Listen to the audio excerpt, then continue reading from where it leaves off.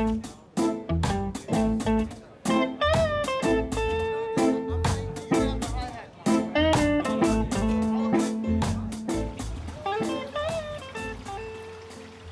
a great day to come down to Laurie's farm.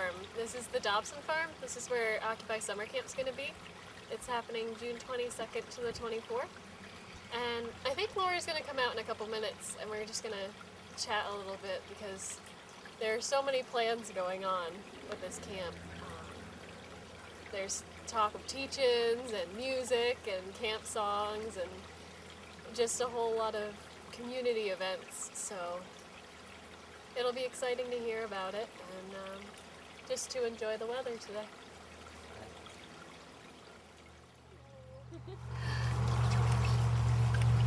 Just like a girl.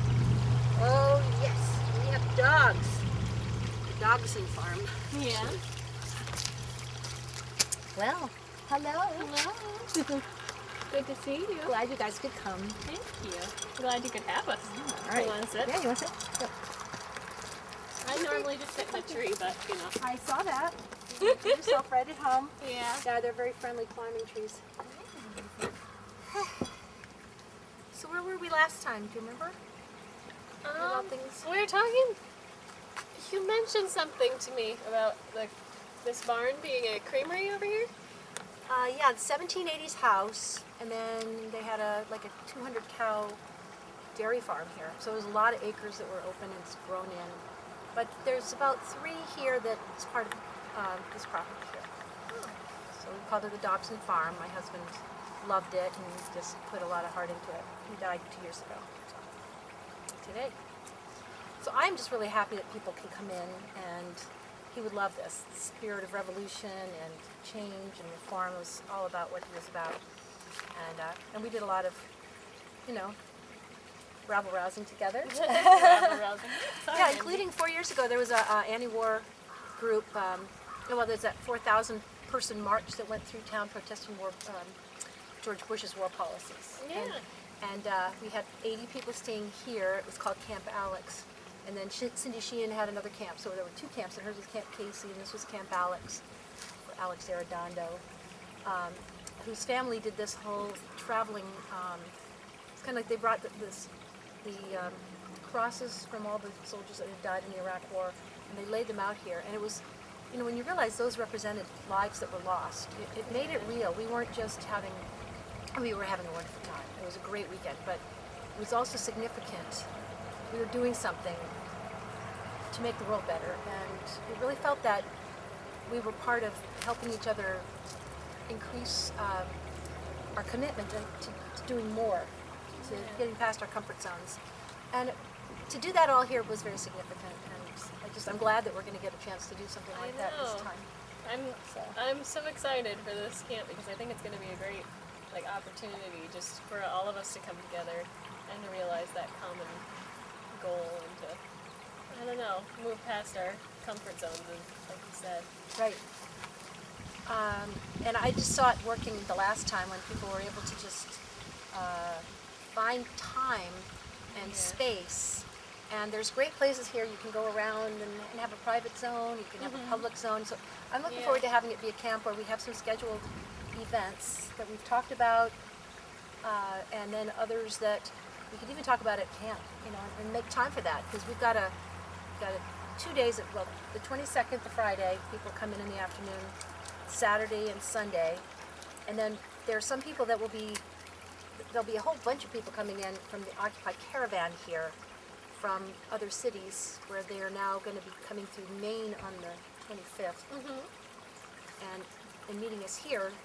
And that'll be bringing a lot of energy and theater and fun things happening here. So some people can stay on for that day, the 25th and the 26th. Yeah, Alan was actually talking about the Caravan earlier because he's getting the van ready to go down to Philly.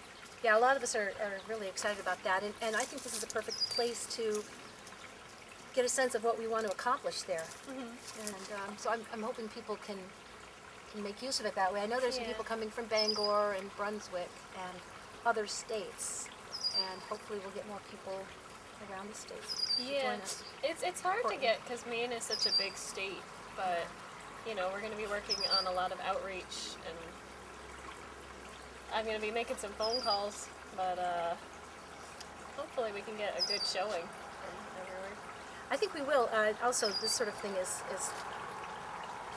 I think it's a good time for Occupy to settle in and find out who we are, and figure out how we relate to each other, and get our cohesion and our clarity and our communication. Some of those things just take work. Any organization has to work through that phase.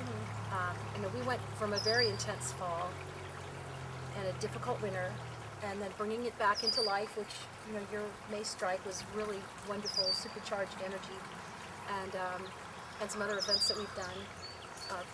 But I think it's time for us to sort of see how we all relate again to the bigger Occupy movement.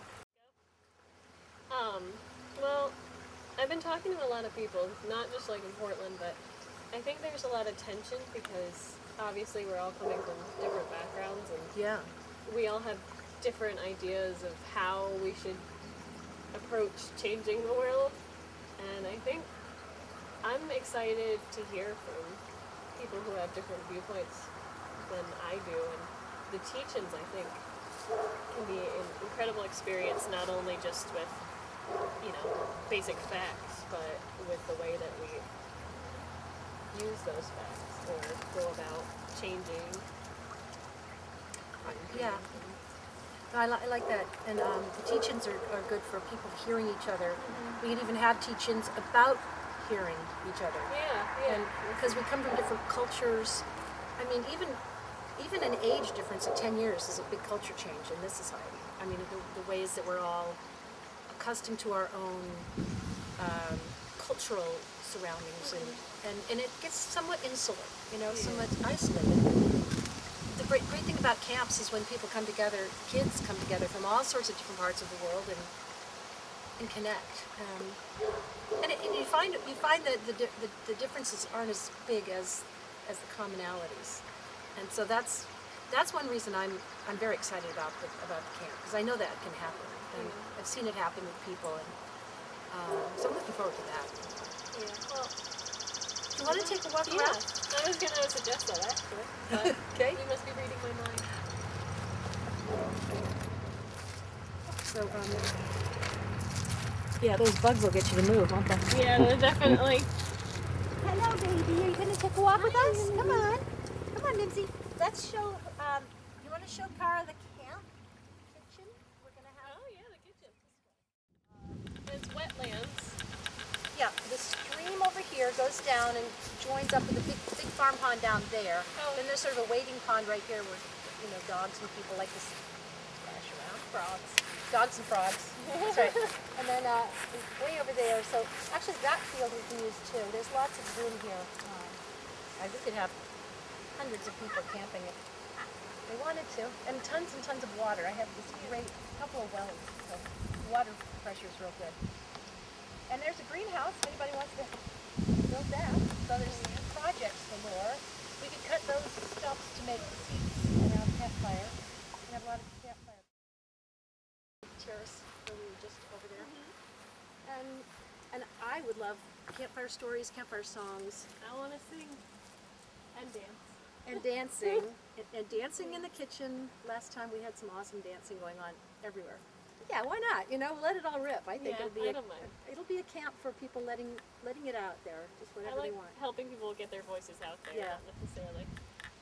Yes, and dogs too. Yeah. Dogs can have fun too. They are looking forward to all of this. Yes, you have no idea what awaits you. Here, look at this. Look at this. Oh, we just love people. Hi. We're going to have a blast. Yes, we are.